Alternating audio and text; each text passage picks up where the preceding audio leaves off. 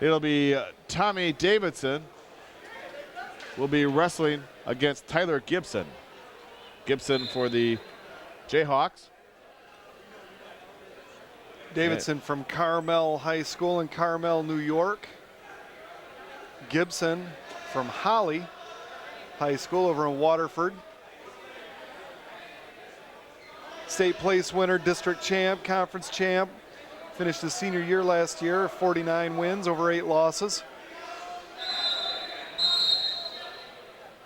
And a stalemate, they'll start back at center.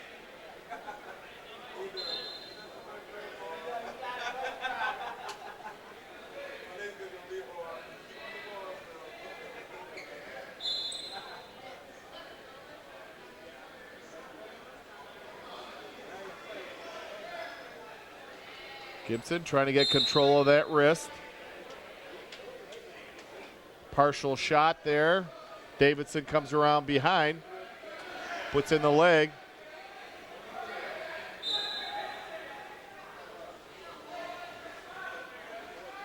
And no points, and then there's another shot right afterwards, a 2-point takedown by Gibson. That was a great reshot as they broke contact there.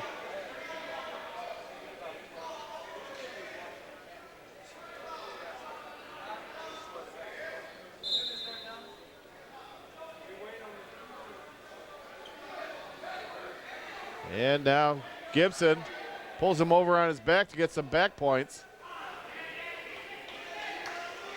You can see it, there's some traffic in between us, but it looked like something like a roll through tilt. I saw some feet fly before they got the back points. Did they give him a 2 or a 3 on that call? I didn't see it. It's a lot we're not seeing with the mat being filled up with some extra wrestlers. Has him over on the back. And 3 more.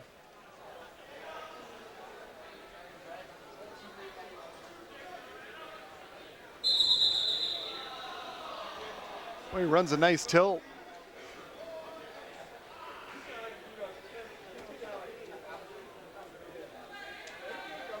Looks like the official's about to give a 3-point. And there's 3 more points. How many is that now? I have him for 10 points. Unless the first near fall was for 3, then we would have 11. And they'll start back towards center.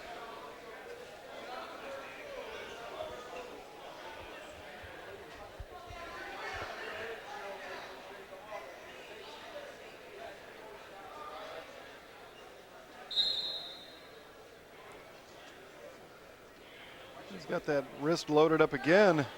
He loads him up and brings him back down for 2 points.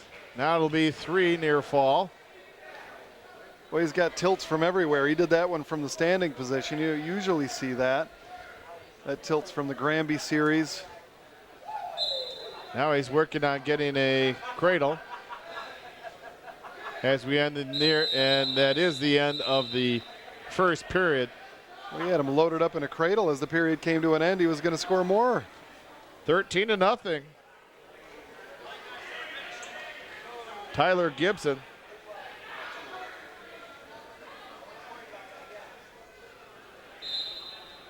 Gibson starts the second period in the top position.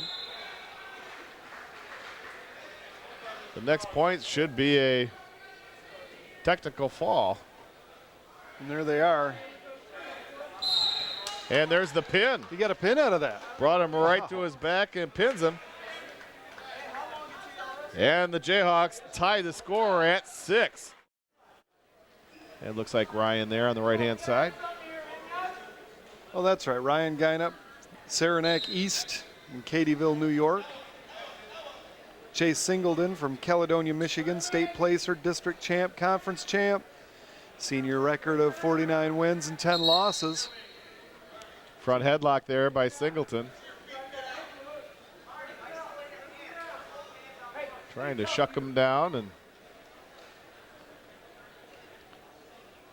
nothing there, so he lets it go. Like Singleton was trying to get that front headlock, that elbow down, so he could apply some pressure there.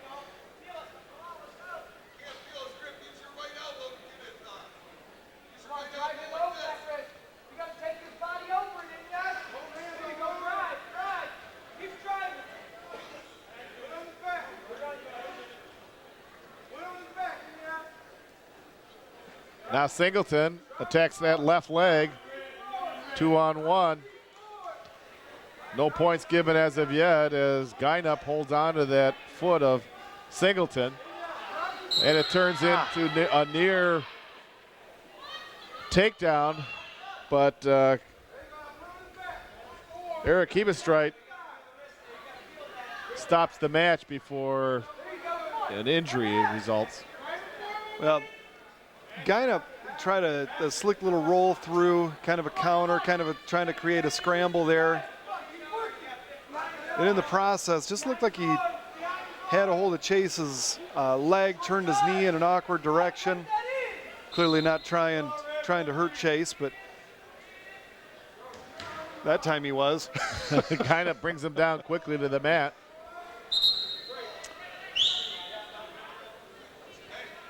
And trying to roll through Singleton, not able to follow through on that.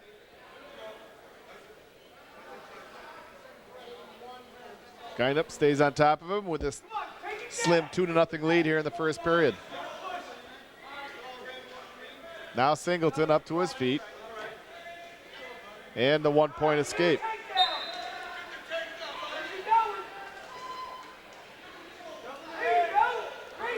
Well, Geinup looks like he knows how to finish a takedown. Singleton's going to have to be careful letting him in on that shot. Singleton was working that front headlock fairly well earlier. Looked like he had some potential to score with it.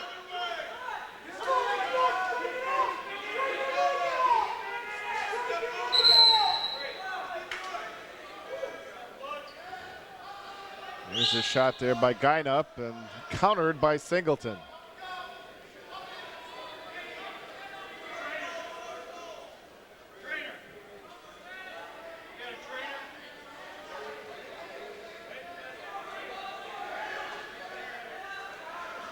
Whizzer, power half on Singleton being applied by Geinup.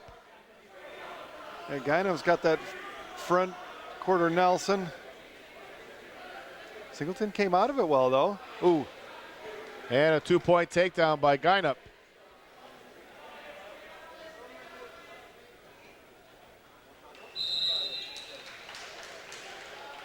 And that's the end of the period. A 4-1 lead. Chase is going to have to figure out how to get some offense going on his feet. He's forcing that front headlock, and Geinup just keeps shooting through it, creating little flurries, and Geinup looks like he's pretty good in the flurry. Yes, that he is. I think Chase might have to go to some offense or figure out how to counter Geinup's shot. But the front headlock doesn't seem like the answer at this point.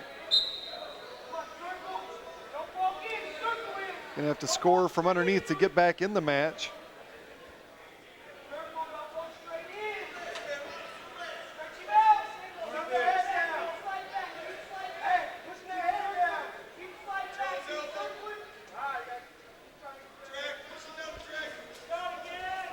Geinup, a strong rider on top.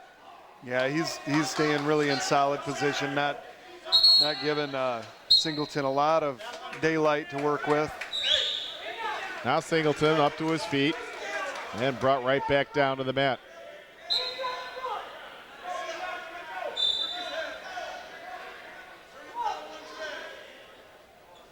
The Geinup staying safe. He's keeping one of his feet in between Singleton's feet in the back.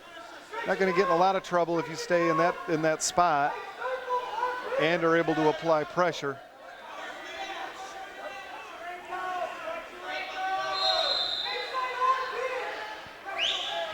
Singleton nearly being snapped back by Geinup. And as soon as that snapback didn't work, Geinup got right back into the safety zone in the back. And they go off the edge of the mat. To get out, Chase is going to have to do some short sits. He's going to have to try to clear his hips and get Geinup out of position. But as long as he lets Geinup stay behind him like that was a good try. He just needs to sustain that kind of movement.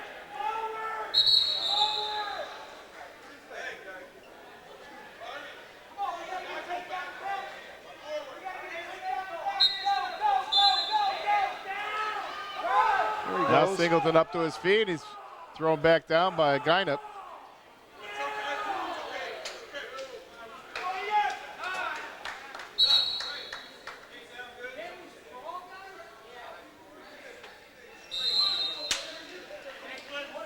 And that's the end of the second period. As Guinan got up off the mat, he signaled right away he wanted to be neutral. He has a lot of confidence on his feet against Singleton. Yes.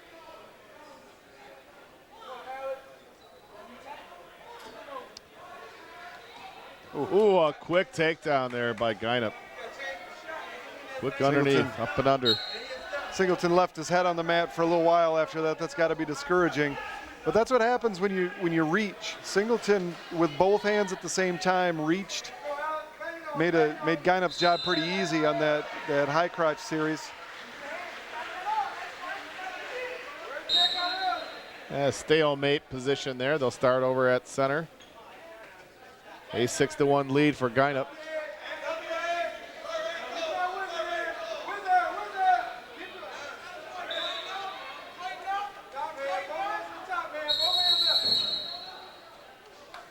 They just award him a one-point escape. Yep, he just stood him up. I want to wrestle on my feet. Okay.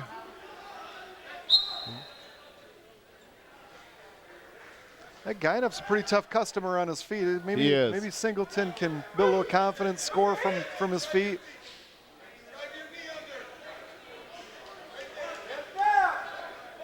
A stalling warning.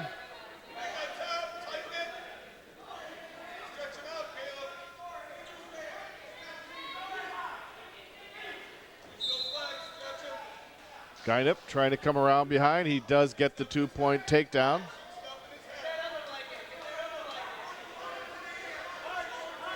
I'm guessing that Geinup is a sophomore. He looks like he's been on a college wrestling mat a time or two. And Singleton, ouch. No points. He tried to get away with giving him a quick escape, and they went right after him. Now there's a point. Eric Hebestreit did not give him that takedown after a quick just let go. Right. And that's the end of the period. 8-4. It was a nice little flurry by Singleton to finish up that period. Held his own in that flurry. You can build on that.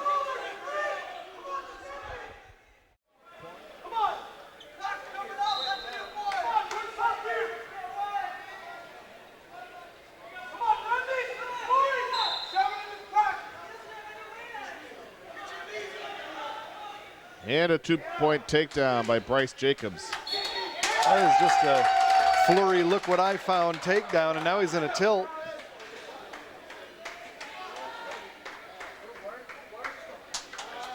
Looks like that was good for 2 points for the near fall. I didn't know if you could see that from your angle. There's so much I saw traffic 2 fingers down there. go up in the air. Now he tilts him again.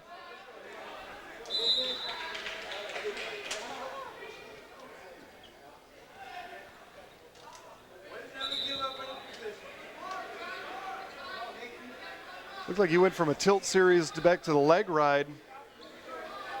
He can score more points and faster in that tilt series. Hopefully he goes back to it.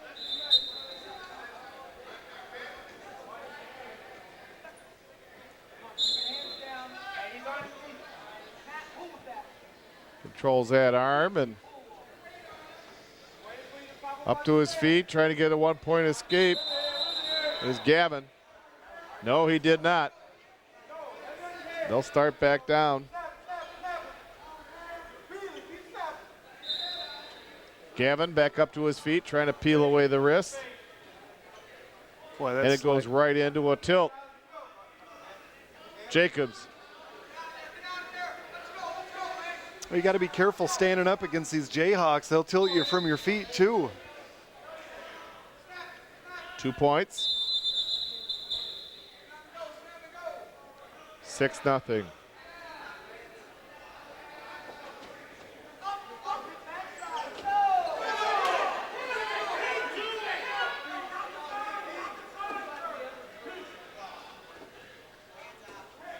Now into a cradle.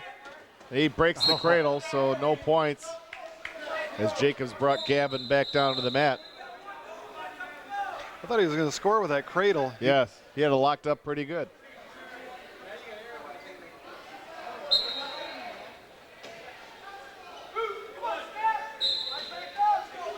Now an arm bar. He's got that wrist And there tight. he brings it back to the back. And there's the pin. Quickly pins him here in that first period. What a move there by Bryce Jacobs. Boy, he had that cross wrist so tight around his opponent's hip.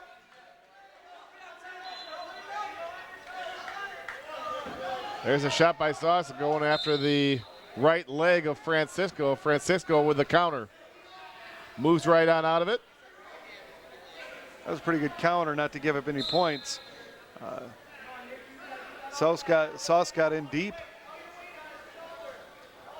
There's a reach by Sauce and a whizzer put on by Francisco.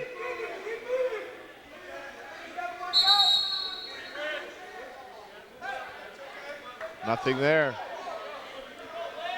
Francisco with a couple good counters early in this match. Now he attacks Sauce right at the edge and gets the 2-point takedown. Well, that's a good shot by Francisco going out of bounds. Sauce got in deep twice. Francisco was able to fend him off. Sauce spent a lot of energy for nothing. Sauce up to his feet. Francisco puts in the leg.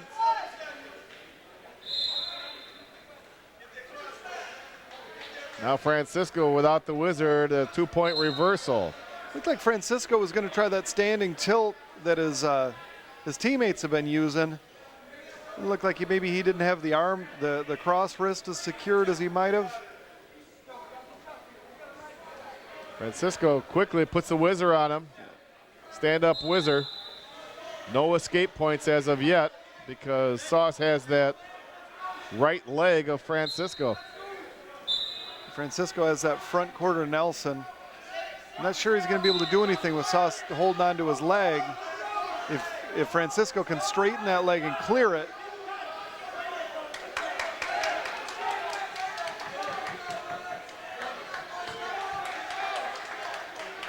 He tries to come around, and there's a 2-point reversal. It's 4-2. He's got that cross face.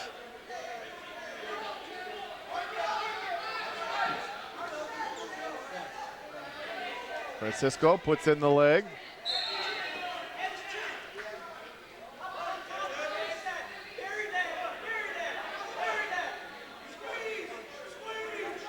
Looking for a wing on that left arm of Sauce. Oh boy, now you look at a guillotine, possible guillotine.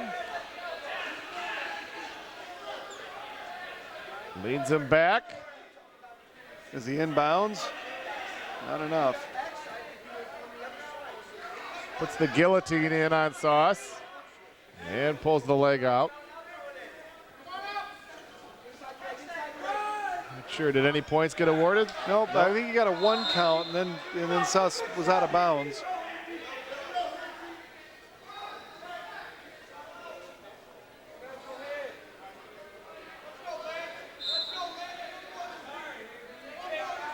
Francisco looking at a cradle. Looks like he has it. Well, it looked like he had it locked. And they go off the edge, and that's the end of the first period. A 4-2 lead for Dylan Francisco, but it looked like he dominated much more than that.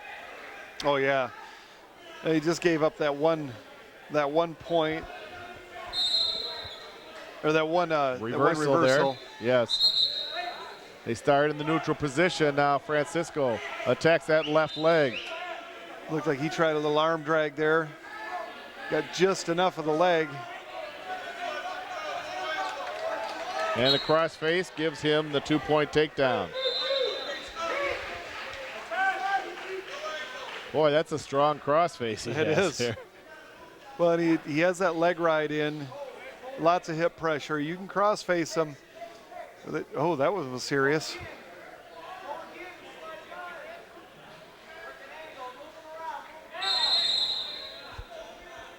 Looking for an opportunity to get some back points here.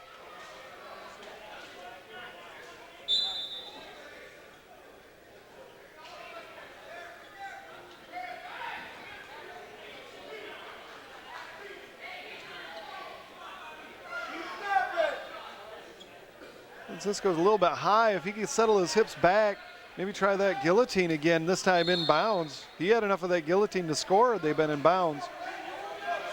Oh boy, that's tight. Now he twists him over and Gotta be careful. avoid pinning himself. Yeah. That time he'll get points there. Not sure if he can get both blades down, but he's getting plenty of points. He'll get at least 3 on this. There's 3 points for a near fall.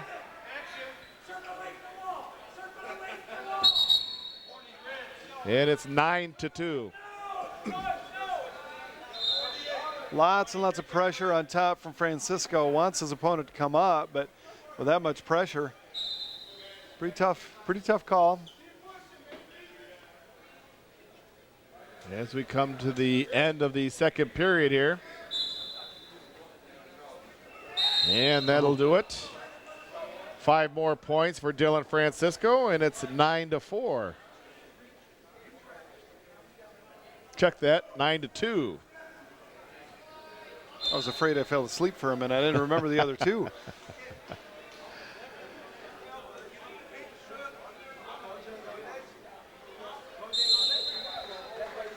So now Sauce chooses the down position. That's an interesting choice. It is. He's Francisco's been so tough on the top. Yeah, he's been turned every which way but loose. Oh no, he's to his feet. And what do he I gets know? the 1-point escape. Now Francisco on that left leg, and Sauce has a whizzer.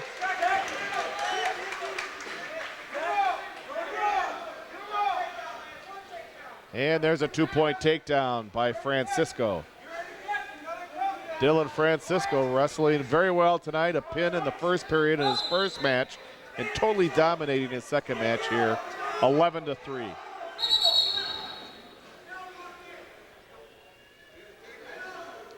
A stalling warning on the bottom on Sauce of Jamestown.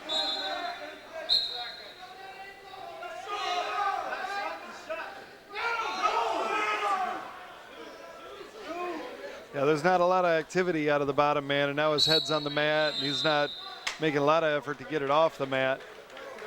He's been worked over pretty good today. My guess is he's going to wake up with a stiff neck tomorrow morning. I think you're right. An 11-3 lead here for Dylan Francisco. Hopefully we can keep that major decision, score a bonus point. He looks for the cradle here. Looks like he has it locked in. If he doesn't, he's close.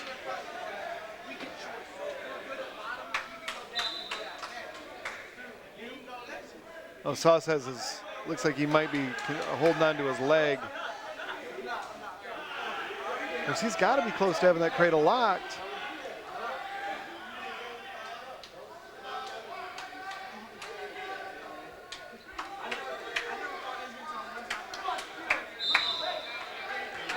Francisco lets go of that hold and moves towards another.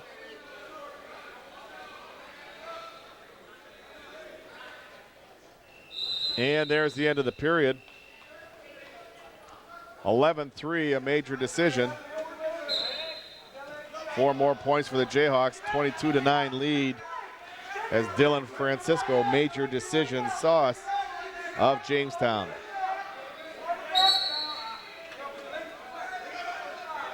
Francisco really did a nice job of the whole match controlling position. He only gave up the 2 points. Well, I guess he gave up an escape, but really just the 2 points. Not really sure what happened that cost him those 2 points, but that was a total domination. We move on to the 174-pound weight class. Trevor Curtis will wrestle for the Jayhawks. He'll wrestle against Brian McCoy. Trevor Curtis out of Delton Kellogg, another state place winner from last year, regional champion, won his conference a couple of times. Senior record last year of 50 wins and 6 losses. Some Brian McCoy from Dunkirk High School out of Dunkirk, New York.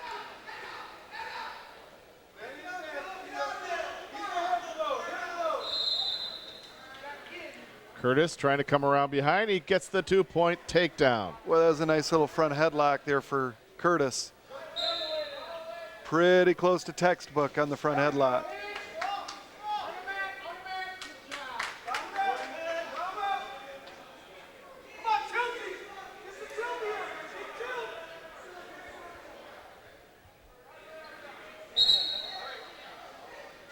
Trevor Curtis controlling his opponent, Brian McCoy. Now McCoy up to his feet, and they go off the edge of the mat.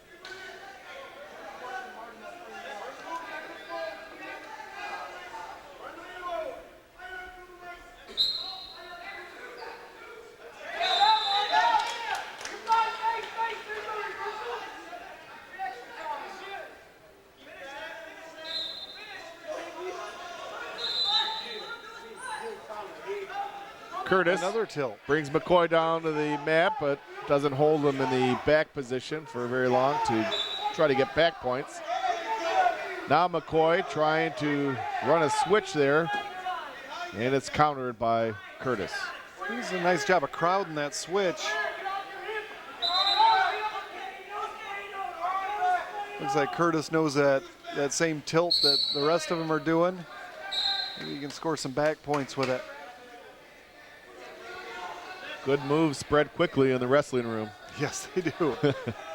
and Coach Brunger used tilts a lot as a competitor. So I'm sure they get a steady dose of the tilts. And McCoy gets a 1-point escape.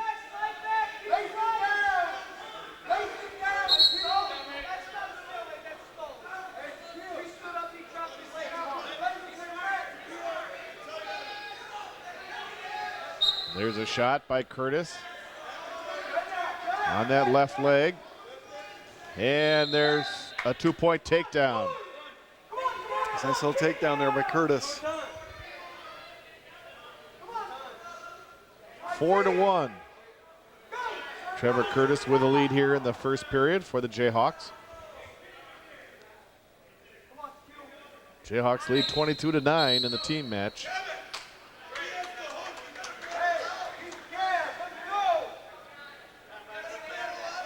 Curtis has that hammer lock. You can turn that into points.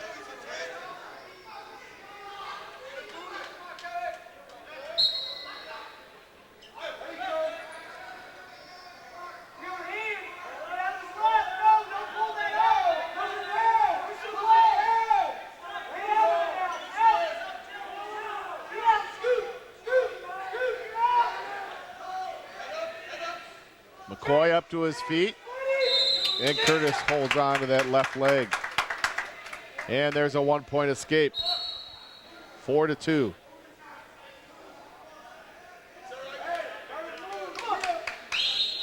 A few minutes ago, we talked about Bryce Jacobs keeping his hips safe behind his opponent's hips. Trevor's letting his fly outside just a little bit. He's given up a couple of escapes. If he can manage to keep his hips directly behind his opponent until he's ready to try to turn him and then pop his hips off to the side, might be able to control his opponent a little bit better. What's the score? Then in the first period, Trevor Curtis with a 4-2 lead over Brian McCoy. McCoy starts the second period in the down position. You see Curtis there with a inside leg series, but you can see that his hips are next to his opponents rather than behind his opponents. He might find himself in a little bit of trouble here. And a 2-point reversal by McCoy. And we're tied at 4.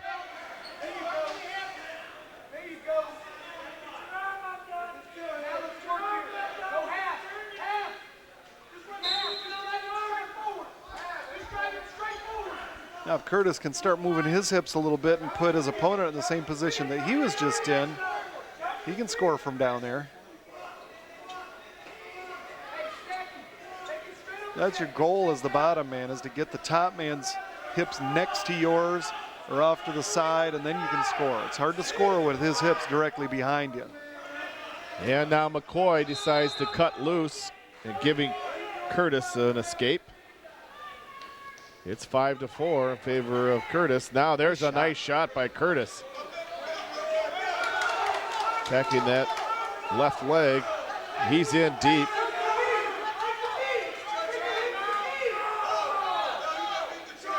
He is. I think he's probably going to get stalemated there, though. And a stalemate. They'll start back at the center of the mat. 5-4, is that the score? Yes. Yes, 5-4.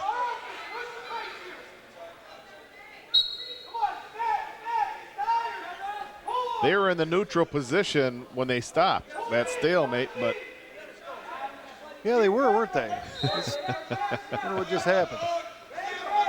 How sure are you about that score?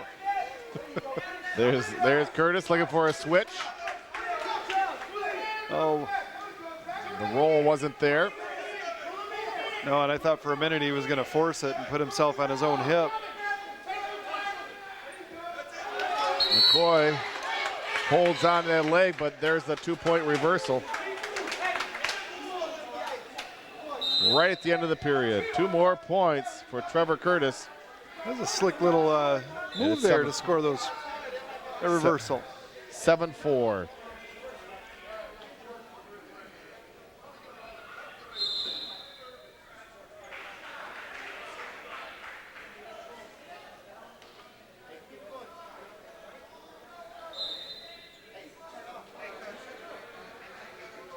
Curtis on the bottom again to start the third period.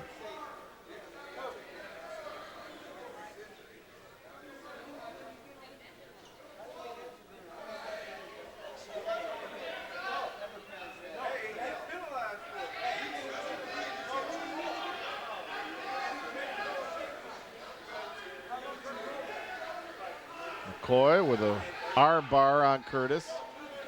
Yeah, with a slim lead, Curtis doesn't want to spend a lot of time underneath.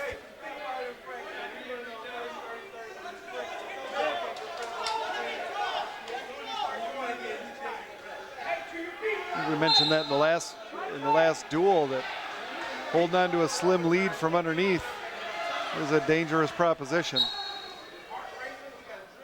With Curtis only leading by 3 points, he didn't want to get into a near fall position. Giving McCoy a chance to get back in this match.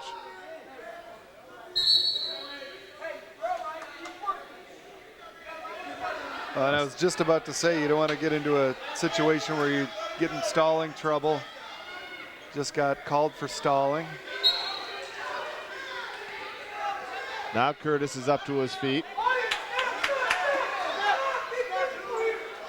Trying to peel away the hands, gets taken right back down to the mat.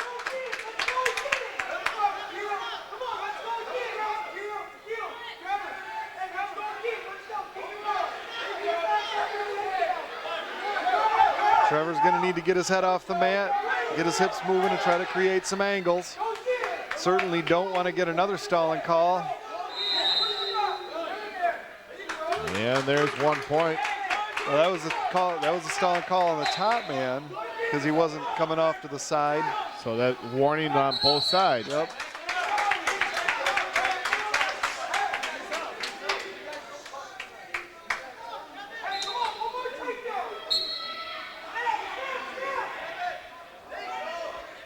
As we near the end of the third period.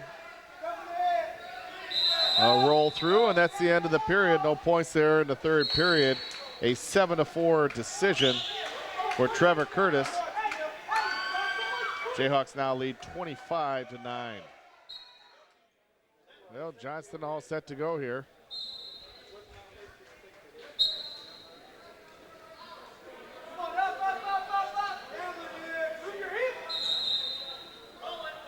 And that is Zach.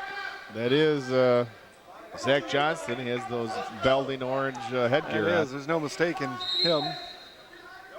Looks like he jammed his finger there in a little exchange.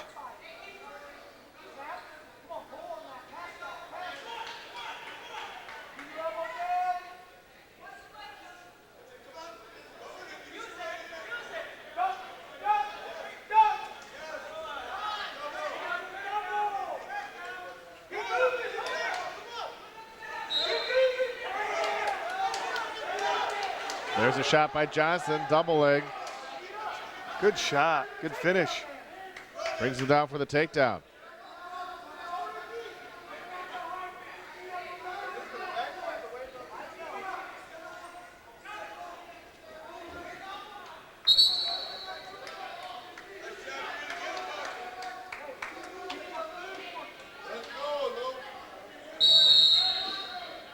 They go off the edge of the mat. They'll come back to center with Johnston up on top. Johnston in his first match had that quick takedown, and then Kirkhope dominated for a 10-3 decision. Yeah, he did. He had a quick takedown just like in this match, and then was unable to keep his opponent on the mat. Spent a lot of energy lifting and putting his opponent back on the mat. One point escape. That's just going to be something that Zach's going to have to get better at. Got his hips out of position right away there. Oh, boy. There's a 2-point takedown for Zach. That was a thank you, Mr. Triton, for that attempted lateral drop there by the edge. Oh, nice. Pulls the ankles out from underneath him. Yeah. Whatever works. It worked just fine. And you can see Zach's hips way off to the side. That's an interesting move. That's dangerous. I mean, it's kind of an all or nothing move. He's got an inside leg along with a little side headlock. I think that what he's going to try to do is either try to roll through that. I hope he doesn't, but he might. There's not a lot you can do from that position except have your hips in a bad spot. And Love the to stalemate stops it. Love to see Johnson do that cross wrist ride that the rest of the team seems to be doing and just control his opponent on the mat. If he's not going to score, but just to control him with that cross wrist. I see he tried at that time, tried to chop his arm off the whistle. Now his hips are in great shape. He's Yes. safe as anything back there. And now he's not. And it's kind of a balancing act because the official will call you for stalling if you don't get off to the side, but you don't have to live there. Oh, that's a nice move. He's going to try to stack him up here. No points there, and may get in trouble here, but nothing. Well, there he goes.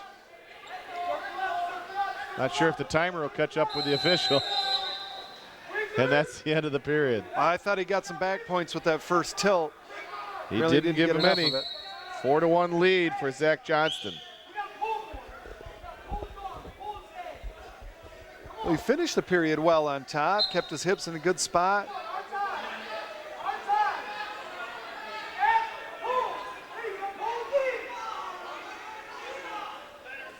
Hopefully he can score quick. I think he scored from, no, he didn't score an escape in the first period. Yes, he did.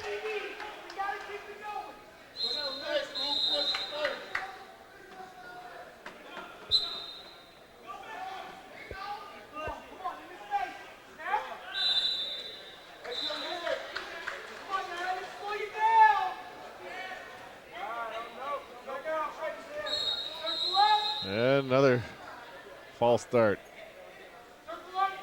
Raring to go down there.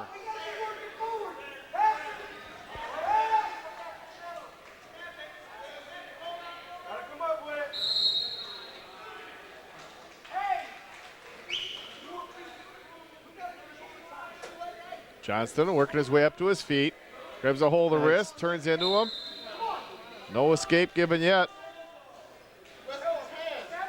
Just didn't finish that move from down there. There he goes. There's a 1-point escape. Boy, just a couple of little quick short sits will put the top man's hips out of position.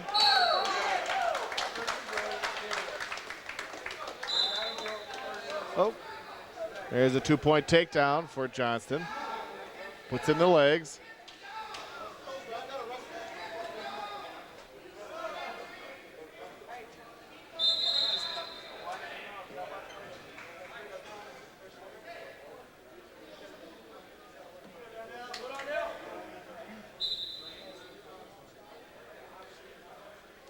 Johnson's got his hips a little on the side, trying to dig that far arm out. Now he's back on top. That's good position.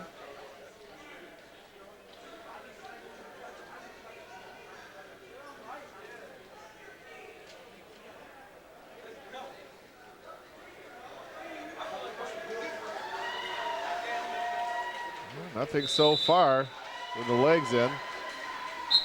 It's off to the side with that legs. You can get too low just as easily as you can get too high with that leg ride. Now he's got it out.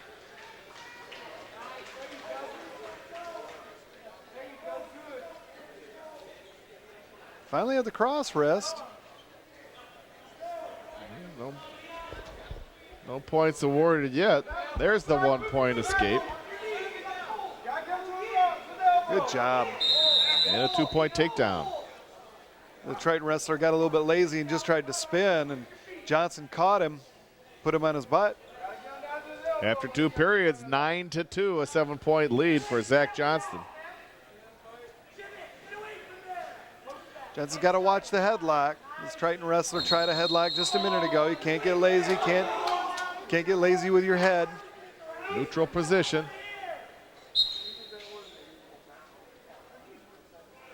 I'd like to see him get out of that body lock and work on those that double leg that he hit earlier. This is living dangerously. He's got a whizzer in deep and looking for a toss.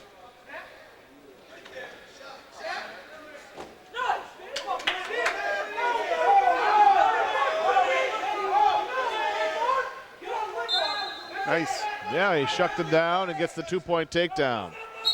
Triton wrestler got himself a little bit extended there, looking for something big. Johnson was good enough to capitalize on it.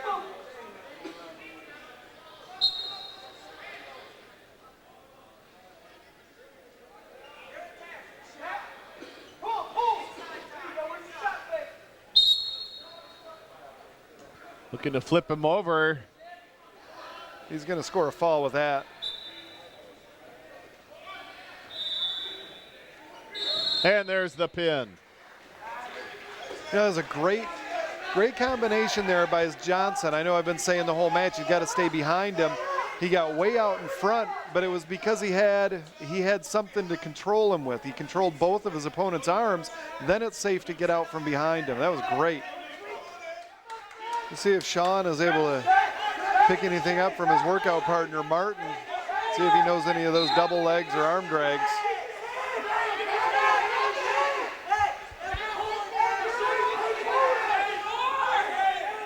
Chamberlain looking for an underhook.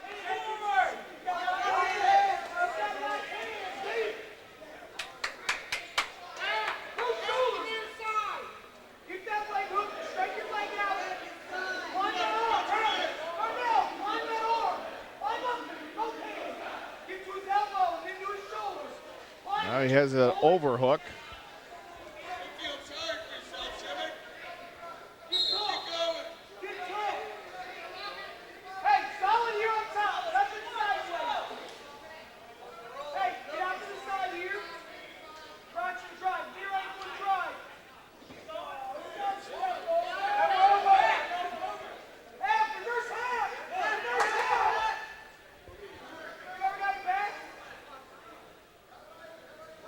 Chamberlain looking for a toss here. Wasn't there.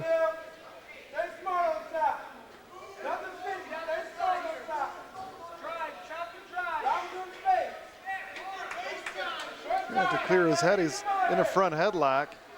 There he goes.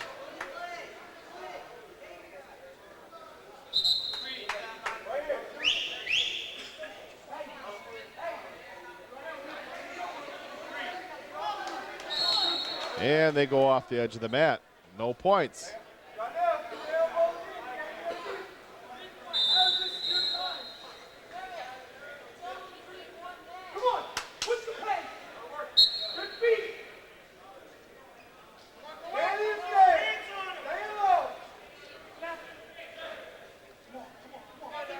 Well, we have a good crowd here tonight and expect a big crowd tomorrow for the Ben McMullen Open. As we mentioned earlier, More than 200 wrestlers expected tomorrow. So plan on coming out. It'll be a great day of wrestling tomorrow. You know, a lot of high school teams just getting ready to kick off their season. Hopefully there'll be a lot of guys here in high school watching the tournament tomorrow. And you'll be calling the Big Red game at Midland. Down at Midland, that's a big game, Division II, the regional championship. Down at Midland. Do you know if Midland and Muskegon have any common opponents? They didn't play each other. Not really to gauge it by, no. The Midland's been over there on the east side of the state, and they took on Traverse City Central and won last week. So it's always tough to gauge by common opponents too, but it should be a good one tomorrow. Shelby will be playing up in Negaunee, up by Marquette. Up in the UP. That's a heck of a trip. And of course, Muskegon Catholic Crusaders taking on the Hornets of Mendon down there in the Kalamazoo area, which should be a classic. And that's the end of the first period, no score. Now Mendon is the returning state champs from last year, is that right? Yes. And they ended Catholic's season last year.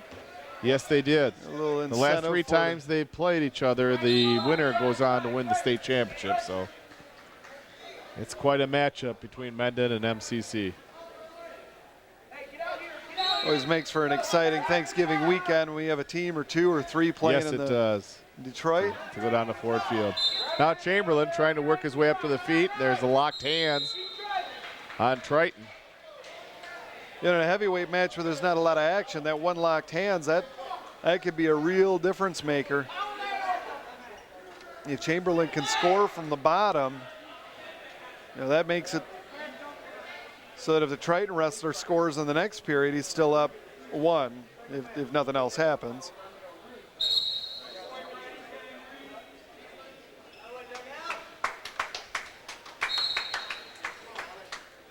Well, you wanted to lock him again right there. Chamberlain trying to work his way up to his feet and brought right back down to the mat, but he's turning into his Triton opponent.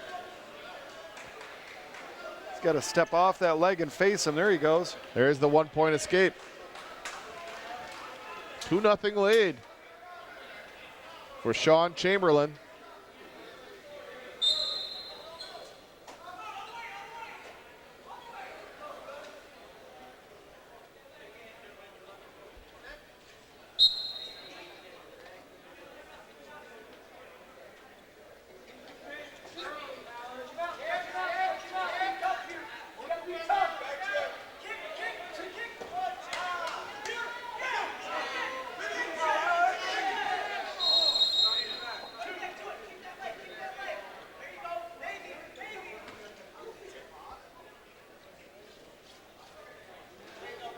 As they look at the mat, a little bit of the tape starting to work its way up.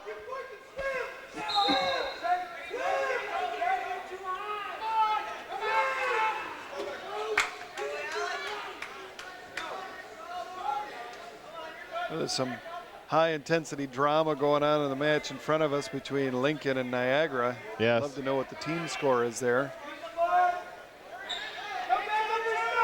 We've seen some tempers flare and some testosterone surge.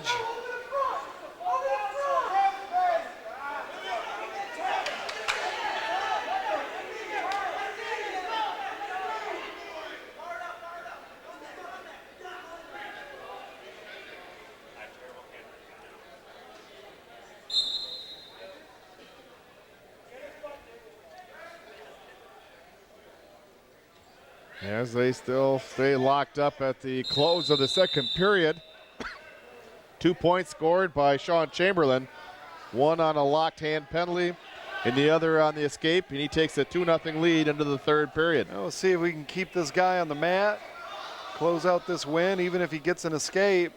Hasn't been any scoring on their feet, so I predict a 2-1 win for Mr. Chamberlain. Now, you know that's not going to happen because I predicted it. Then we'll have some action.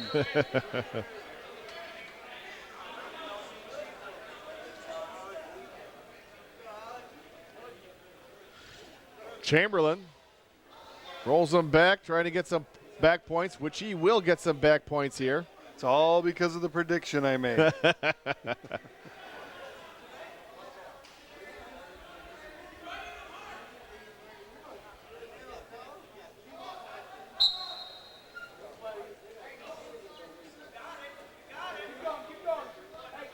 Chamberlain trying to push that shoulder down. If he can rotate his hips up on top, he might be able to get a pin. I don't know whether he's going to try. There he goes.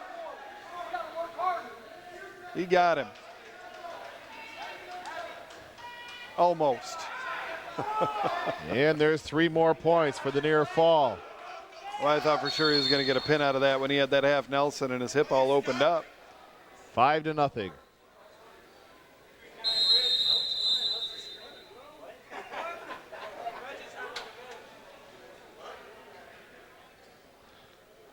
I'm not sure why they're stopping. Did somebody say quit? Not sure. Maybe. Somebody said I'm done or something? I don't know. The match down in front of us? I thought I heard somebody.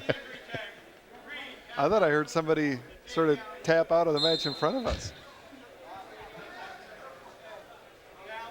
I didn't know where it came from. You think it came from the match with Muskegon Triton? It may have.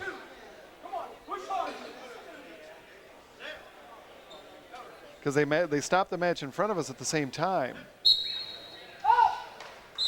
And they get back to wrestling now with the Triton wrestler on the bottom and Sean Chamberlain on top. Changed his mind. He didn't quit after all. Intestinal fortitude. There you go. He just needed a break. Oh, there goes a leg. Chamberlain trying to put he has the legs in and putting all types of pressure in on top on the Triton wrestler.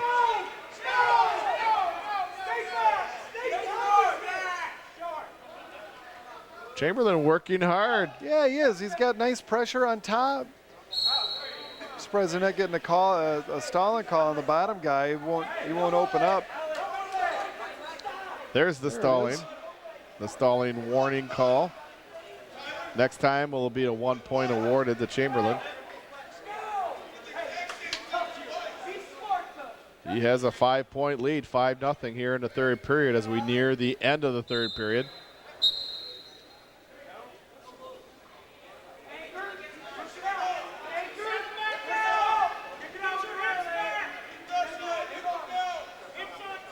And there's the end of the third period. Sean Chamberlain winning 5-0 the decision. Jayhawks winning 43-9 over Jamestown. In the first match, they defeated Triton College 40-15. Good matches by the Jayhawks tonight. Oh, they look great tonight. They look great. I saw a lot of improvement in the second match, especially out of a couple of individuals. They have a lot to build on going in tomorrow. Well, we want to thank my partner, Craig Christensen. This is John Arter, and thank you, the viewers, for watching Jayhawk Wrestling here on MCC TV. Good night, everybody.